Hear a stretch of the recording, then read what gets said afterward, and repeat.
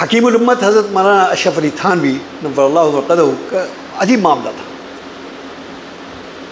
ان کا دور طالب علمی جو ہے وہ بڑا ایک سمجھیے کہ قابل تقلید اور ایک بہت سارے امتیازات لیے ہوئے اپنے اندر.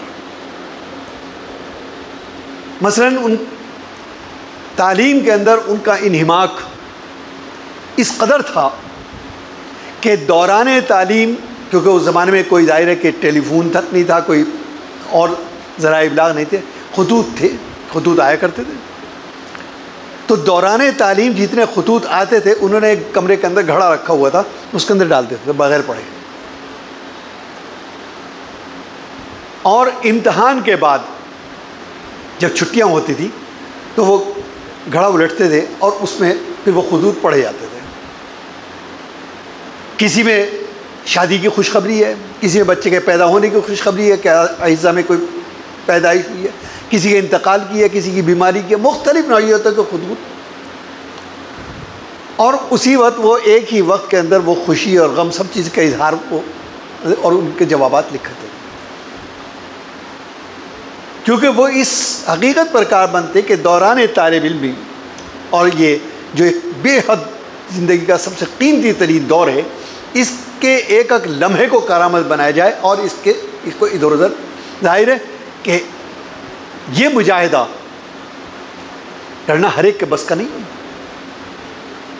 یہی صورتحال ان کے تقریر کی تھی کہ وہ کسی بزم سے اور انجمن سے وابستہ نہیں تھے،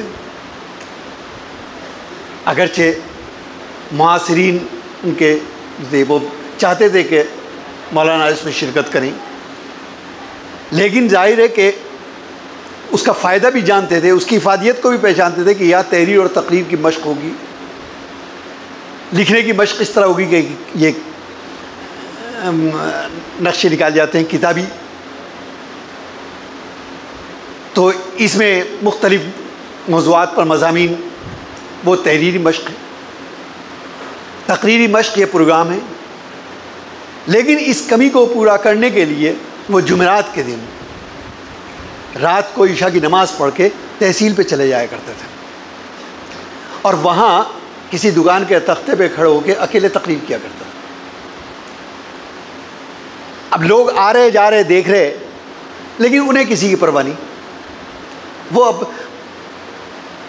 یہ سوچ کر اور یہ تصور کر کے وہ تقریر کر رہے تھے کہ میرے سامنے اس وقت ہزاروں کا مجمع موجود ہے، اور پس دیوار ہزاروں کا مجمع ہوا بھی کرتا تھا. تو وہ تقریر کرتے تھے، آنے جانے والے جا رہے دیکھ رہے اور ہنس رہے کہ بھائی طالب علم ہے. کچھ وقت گزرا تو جو گزرنے والے تھے ان میں بعض کو خیال آیا کہ ذرا دیکھیں تو یہ طالب علم کہتا کیا ہے، ہر جمعرات کو یہ آتا ہے. ایک دو رک بھی گئے، بات سنی، دل میں خیال ہوا کہ بات تو معقول کہہ رہا ہے، اگرچہ بچپن ہے، بولے یہ تو احساس نہیں کہ سامنے کوئی موجود ہے نہیں ہے، لیکن بات معقول ہے. چنانچہ 1 سے 2 اور 2 سے 4، 2 سے 5 سے 8، رفتہ رفتہ لوگ آنے شروع ہو گئے. اور وہی طالب علم جب اپنے عروج پر پہنچا تو حکیم الامت کہلائے.